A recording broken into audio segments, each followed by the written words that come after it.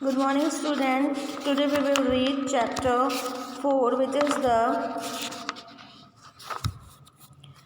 Main element of the government. और इसको हम पढ़ रहे थे, जिसमें हम गवर्नमेंट के जो मुख्य तत्व है उसके बारे में जान रहे थे। और इसके अंदर अभी तक हमने ये पढ़ा कि लोगों की जन सहभागिता किस तरह से गवर्नमेंट के अंदर होती है, लोग अपनी सहभागिता कैसे निभाते हैं। आज जो हम टॉपिक पढ़ रहे हैं सेकेंड पार्ट के अंदर, वो है need to resolve conflict.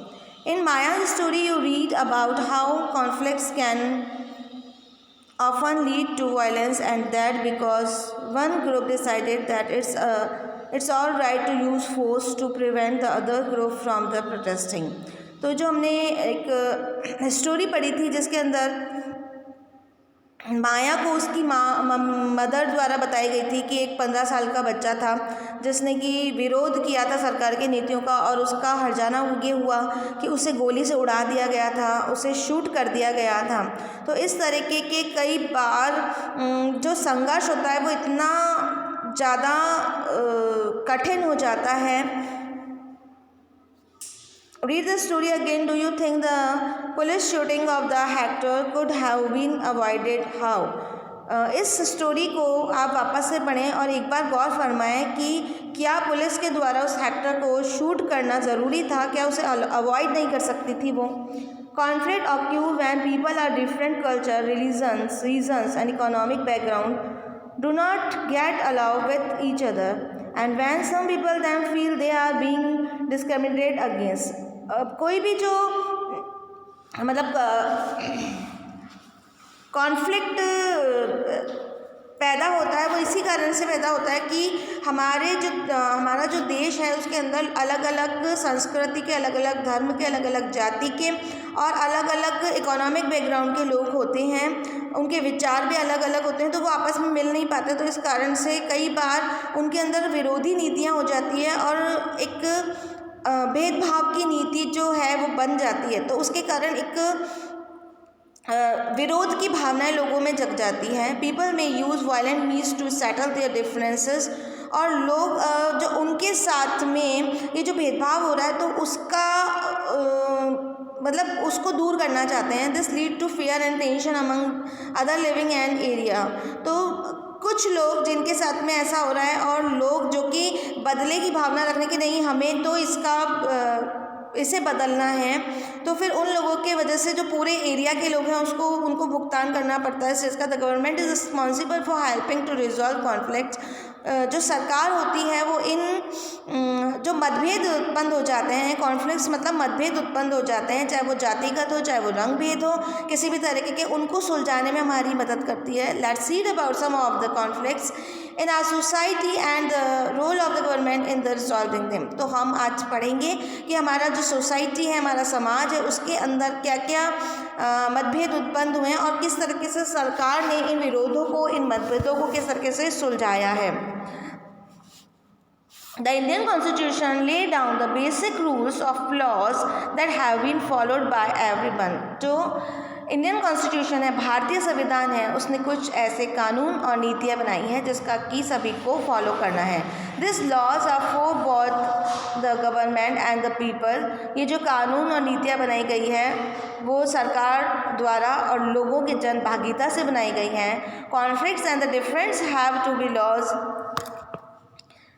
We will read more about this in later classes। और पिछली कक्षाओं में हम इस बारे में सारा पढ़ चुके हैं।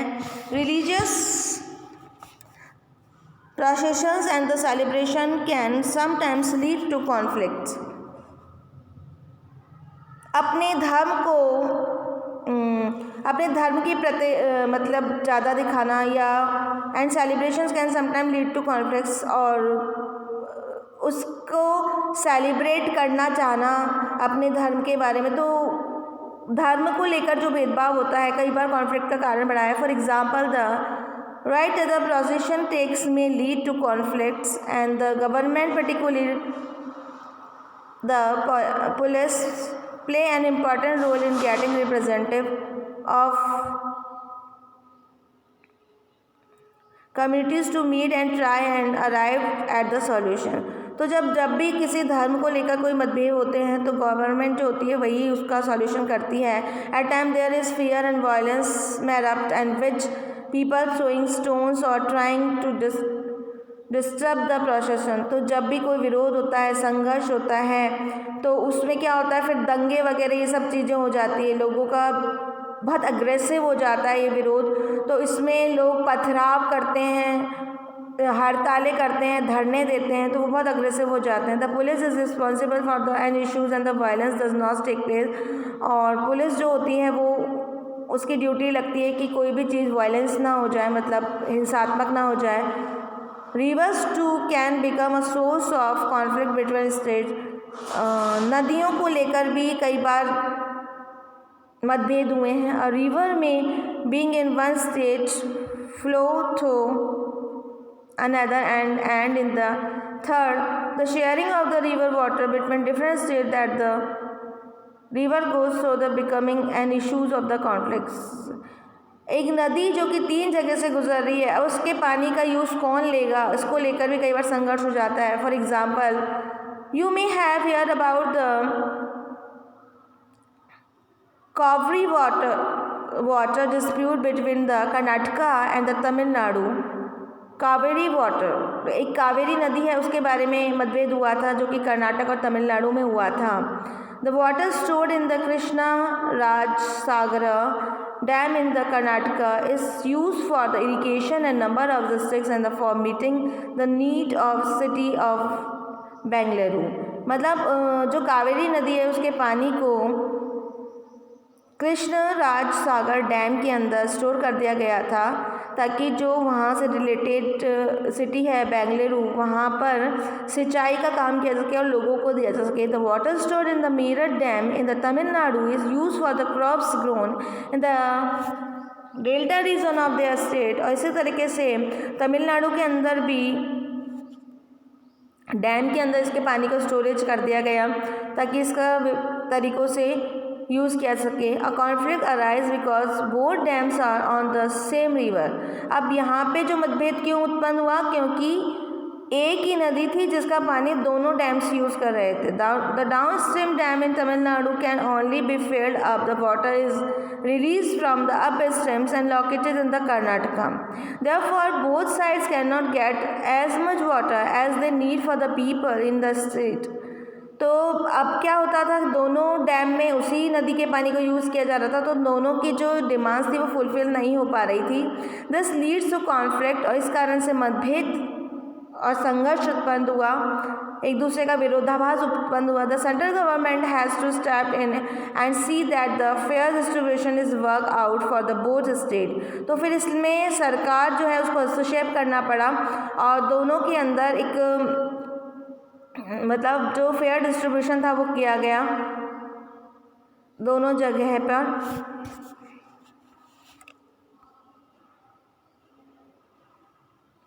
इक्वलिटी एंड जस्टिस, समानता और न्याय।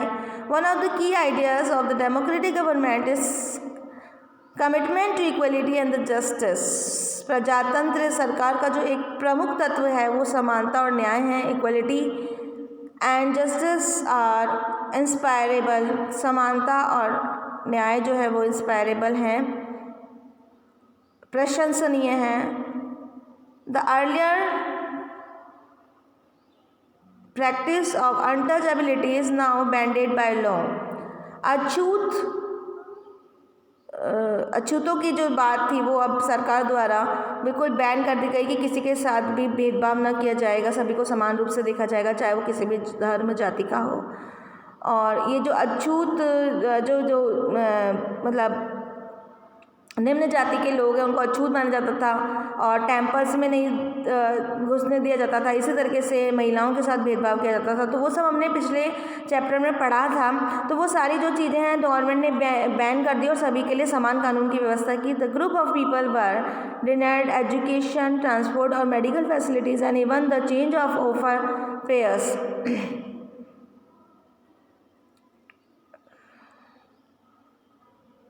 Dr. Ambedkar, whom you have read about earlier in this book, and many others like him, realized that such practices must not continue and that justice can only be achieved when people are treated equally। तो जो doctor Bhimrao Ambedkar हैं और भी जो कई हमारे मुख्य नेताओं द्वारा ऐसे कानून बनाए गए जो कि लोगों के द्वारा मान्य हों और जो लोगों को समान अधिकार प्रदान करते हों और जो भी फैसिलिटीज़ है लोगों को समान रूप से मिले, चाहे मेडिकल फैसिलिटीज़ हो चाहे एजुकेशन फैसिलिटीज़ हो, तो प्रजातंत्र में इन सब बातों का ध्यान रखा गया। The government also recognises this and makes special provision for groups within society there are unequal.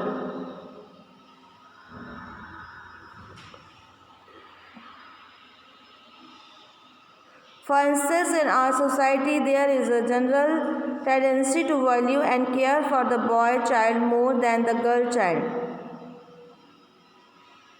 This means that society does not value the girl and boy child equally, and this is injustice. The government also recognizes this. Government को ये and make special provision for the groups with society unequal, मतलब government को इस चीज़ का एहसास हुआ कि लोगों के साथ भेदभाव हो रहा है और इसीलिए गवर्नमेंट ने उन लोगों के लिए जिनके साथ स्पेशली भेदभाव हो रहा है उनके लिए समानता का कानून बनाया, इक्वलिटी का कानून बनाया। जैसे कि बॉयज़ और गर्ल्स में भेदभाव किया जाता था।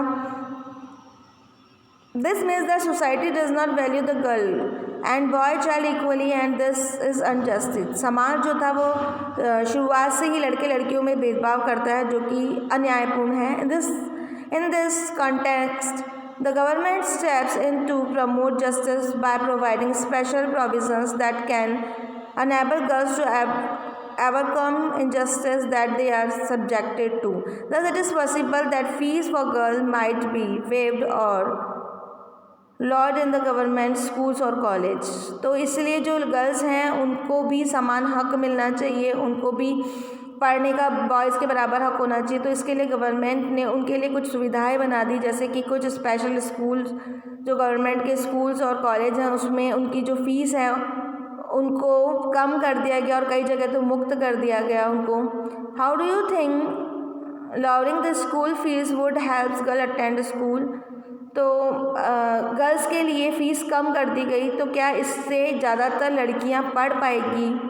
आप क्या सोचते हैं इस विषय में? ये प्रश्न पूछा गया है कि यदि गर्ल्स के लिए फ़ीस कम कर दी गई तो अब उनकी संख्या बढ़ेगी एजुकेशन में। Can you think of any experience for your life in which you have help someone out to situation which you thoughts was unfair? क्या आपने अपनी लाइफ में किसी ऐसे व्यक्ति की मदद करी है जिसके साथ कभी भेदभाव हुआ था? Did everyone else say it's the same way?